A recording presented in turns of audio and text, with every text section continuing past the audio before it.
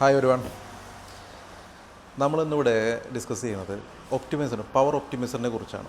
പലർക്കും ഒപ്റ്റിമൈസർ എന്ന് പറഞ്ഞാൽ അറിയുമായിരിക്കും, പക്ഷെ അറിയാത്തവർക്ക് വേണ്ടിയാണ് ഇന്നത്തെ ഈ വീഡിയോ.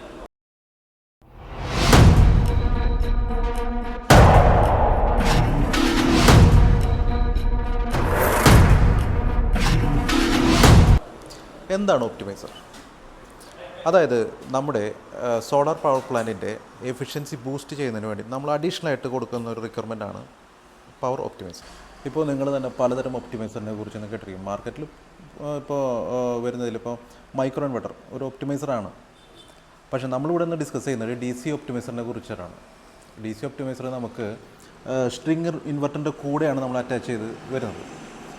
അതായത് ഇപ്പോൾ ഓരോ പാനലിലും ഓരോ ഒപ്റ്റിമൈസർ വെച്ചിട്ടാണ് നമ്മൾ കണക്ട് ചെയ്യുക. മെയിൻലി നമ്മളിപ്പോൾ ഒരു പവർ പ്ലാന്റ് ഇൻസ്റ്റാൾ ചെയ്തു. അവിടെ നമുക്ക് നമ്മുടെ ഔട്ട്പുട്ട് എഫിഷ്യൻസി കുറയാനുള്ള സാഹചര്യങ്ങൾ എന്ന് വെച്ച് കഴിഞ്ഞാൽ ഷെയ്ഡിങ് വരാം, ഡസ്റ്റ് വരാം, പിന്നീട് പാനൽ ഡിഗ്രഡേഷൻ സംഭവിക്കാം. അതായത് കുറച്ച് നാൾ പാനൽ ഡിഗ്രഡേഷൻ എന്ന് വെച്ചാൽ വർഷങ്ങൾ കഴിയുന്തോറും നമ്മുടെ പാനലിൻ്റെ എഫിഷ്യൻസിയിൽ ചെറിയൊരു ഡിക്രീസ് ഉണ്ടായേക്കാം. അപ്പോൾ ഇങ്ങനെയുള്ള സന്ദർഭങ്ങളിലാണ് നമ്മൾ ഈ പവർ ഒപ്റ്റിമൈസേഴ്സ് നമ്മൾ കൂടുതലായിട്ട് യൂസ് ചെയ്യേണ്ടത്.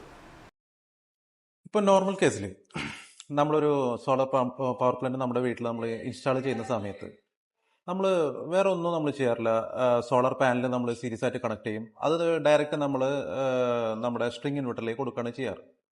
ഇപ്പോൾ നമ്മൾ DC ഒപ്റ്റിമൈസർ നമ്മൾ ചെയ്യുന്ന സമയത്ത് ഇൻവെർട്ടറിനും പാനലിനും ഇടയിലാണ് നമ്മൾ ഇത് കണക്ട് ചെയ്യുന്നത്. അതായത് ഒപ്റ്റിമൈസർ ഇല്ലാത്തൊരു കണ്ടീഷൻ നോക്കുകയാണെങ്കിൽ ഇപ്പോൾ ഒരു ഷെയ്ഡിങ് വരുന്ന സമയത്ത് ഏതെങ്കിലും ഒരു പാനലിൽ ഷെയ്ഡിങ് സംഭവിച്ചാൽ അത് ബാക്കിയുള്ള എല്ലാ പാനലിലും ഔട്ട്പുട്ടിനെ അത് ബാധിക്കും. നല്ല രീതിക്ക് അതിൽ ഔട്ട്പുട്ട് വേരിയേഷൻ വരും. അപ്പോൾ ഈ കേസുകളിലാണ് നമ്മൾ ഒപ്റ്റിമൈസർ നമ്മൾ സജസ്റ്റ് ചെയ്യുന്നത്. അപ്പോൾ എന്ന് വെച്ചാൽ ഈ ഒപ്റ്റിമൈസർ നമുക്ക് ഓരോ പാനലിനും ഓരോ ഒപ്റ്റിമൈസർ വെച്ചിട്ടാണ് നമ്മൾ ചെയ്യുന്നത്. അപ്പോൾ ഏതെങ്കിലും ഒരു പാനലിൽ വരുന്ന ഷെയ്ഡിങ് മൂലമോ അങ്ങനെ എന്തെങ്കിലും റീസൺ കൊണ്ട് അതിൻ്റെ ഔട്ട്പുട്ട് കുറയുകയാണെങ്കിൽ അത് മറ്റുള്ള പാനലിനെ അത് ഒരിക്കലും ബാധിക്കില്ല. ഇത് നമുക്ക് ഒരു എക്സാമ്പിൾ വെച്ച് നമുക്ക് അനലൈസ് ചെയ്ത് നോക്കാം. ഇപ്പോൾ ഈ പിക്ചറിൽ നിങ്ങൾക്ക് കാണാൻ കഴിയുന്നത് ഒരു 10 പാനൽ നമ്മൾ നോർമൽ സോളാർ പവർ പ്ലാന്റിൻ്റെ ഒരു പിക്ചറാണത്. അത് പാനലുണ്ട്, ഇൻവെർട്ടറുണ്ട്.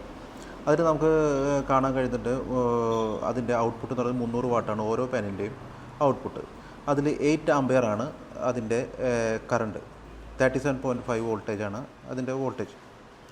ഓക്കെ, ഇനി അടുത്തൊരു കണ്ടീഷൻ എന്ന് പറയുന്നത് ഒരു ക്ലൗഡി ആയിട്ടുള്ളൊരു കണ്ടീഷൻ, അതല്ലെങ്കിൽ ഏതെങ്കിലും ഒരു ഷെയ്ഡിങ്. അതാണ് അടുത്ത പിക്ചറിൽ കാണുന്നത്. ഇപ്പോൾ 9ാമത്തെ പാനലിൽ അവിടെ കാണിക്കുന്നുണ്ട് ഒരു ഷെയ്ഡിങ് അവർ കാണിക്കുന്നുണ്ട്. അവിടെ ആ പാനലിൻ്റെ ഔട്ട്പുട്ട് എന്ന് പറയുന്നത് 230 വാട്ടായിട്ട് അത് ഡിക്രീസ് ചെയ്തു. അതിൻ്റെ ആംബിയർ എന്ന് പറയുന്നത് 6.5 വാട്ട് ആംബിയറായി. അപ്പോൾ എന്ന് വെച്ച് കഴിഞ്ഞാൽ ഈ ആംബിയർ ബാക്കിയുള്ള എല്ലാ പാനലിൻ്റെ ഔട്ട്പുട്ടിനെയും അത് ബാധിക്കുന്നതായിരിക്കും. അത് നിങ്ങൾക്ക് നോക്കിയാൽ അറിയാം. അവിടെ 252 വാട്ടാണ് ബാക്കി എല്ലാ പാനലിലേക്കും വന്നിരിക്കുന്നത്. അതിൻ്റെ 8 ആംബിയർ എന്നുള്ളത് മാറിയിട്ട് 6.5 ആയി എല്ലാ പാനലിലെയും കറണ്ട് എന്ന് പറയുന്നത്. ഇത് നമ്മുടെ ഒപ്റ്റിമൈസർ ഇല്ലാത്തൊരു കണ്ടീഷനാണ് നമ്മൾ ഈ കാണിച്ചിരിക്കുന്നത്. അപ്പോൾ നമുക്ക് അതിൽ അറിയാൻ പറ്റും അതിൻ്റെ ടോട്ടൽ വാട്ടേജ് എന്ന് പറയുന്നത് 2498 വാട്ടാണ്. ഓക്കെ, ഇനി നെക്സ്റ്റ് ഒരു സ്റ്റേജ് എന്ന് പറയുന്നത് നമ്മൾ പവർ ഒപ്റ്റിമൈസർ കണക്ട് ചെയ്തതിന് ശേഷമുള്ളൊരു കണ്ടീഷനാണ് നമുക്ക് ചെക്ക് ചെയ്യേണ്ടത്.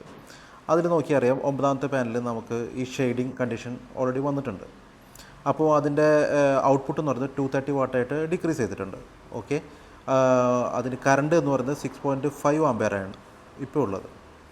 ബട്ട് ബാക്കി എല്ലാ പാനലിലും നിങ്ങൾക്ക് ചെക്ക് ചെയ്ത് കഴിഞ്ഞാൽ അത് മുന്നത്തെ മീൻസ് വിത്തൗട്ട് ഒപ്റ്റിമൈസർ കണ്ടീഷനിൽ ബാക്കി എല്ലാ പാനലിൻ്റെയും ആംബിയർ 6.5ലേക്ക് മാറിയിരുന്നു. ബട്ട് ഇപ്പോൾ നമുക്ക് ഇവിടെ കാണാൻ കഴിയും എല്ലാ പാനലിൻ്റെയും കറണ്ട് എന്ന് പറയുന്നത് 8 ആംബിയറിലേക്ക് അത് ബൂസ്റ്റ് ചെയ്തിട്ടുണ്ട്. അതായത് ഓരോ പാനലിൻ്റെയും എഫിഷ്യൻസി എന്ന് പറയുന്നത് എഗെയിൻ 300 വാട്ടിലേക്ക് അത് വന്നിരിക്കുകയാണ്. അപ്പോൾ അതാണ് ഒരു ഒപ്റ്റിമൈസർ കണക്ട് ചെയ്യുന്ന കണ്ടീഷനിൽ നമുക്ക് നമ്മുടെ എഫക്റ്റ് ചെയ്യുന്ന പാനലിന് മാത്രമാണ് അതിൻ്റെ ഔട്ട്പുട്ട് ഡിക്രീസ് ആവുന്നുള്ളൂ. ബാക്കി എല്ലാ പാനലും അതിൻ്റെ ഫുൾ എഫിഷ്യൻസിയിൽ നമുക്ക് കിട്ടുന്നതായിരിക്കും. ഇവിടെ നമുക്ക് നോക്കി കഴിഞ്ഞാൽ അതിൻ്റെ ടോട്ടൽ വാട്ടേജ് ഔട്ട്പുട്ട് പവർ എന്ന് പറയുന്നത് 2930 വാട്ടാണ്. അതായത് ഒരു ഇൻക്രീസ് എന്ന് പറയുന്നത് 14.7% നമുക്ക് ഇവിടെ കൂടുതലായിട്ട് കിട്ടി. ഇപ്പോൾ നിങ്ങൾക്ക് പവർ ഒപ്റ്റിമൈസേഴ്സിൻ്റെ ആവശ്യത്തെക്കുറിച്ച് ഏകദേശം മനസ്സിലായി കാണുമെന്ന് വിചാരിക്കുന്നു. ഇപ്പോൾ പോപ്പുലറായിട്ട് നിൽക്കുന്ന 2 ബ്രാൻഡുകളാണ് ടൈഗോ, സോളാർ എഡ്ജ്.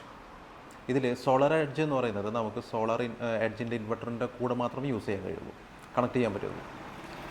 ടൈഗോ ആണെങ്കിൽ നമുക്ക് ഏത് ഇൻവെർട്ടറിൻ്റെ കൂടെയും നമുക്കത് കണക്ട് ചെയ്യാം. പക്ഷേ ഇപ്പോൾ ഇന്ത്യൻ മാർക്കറ്റിൽ ടൈഗോ അവൈലബിൾ അല്ല, അതൊരു കാര്യമാണ്. വരും നാളുകളിൽ ഒരുപാട് ഒപ്റ്റിമൈസേഴ്സ് ഇപ്പോൾ മാർക്കറ്റിൽ അവൈലബിൾ ആയിരിക്കും എന്ന് വിചാരിക്കും. Okay, thank you all.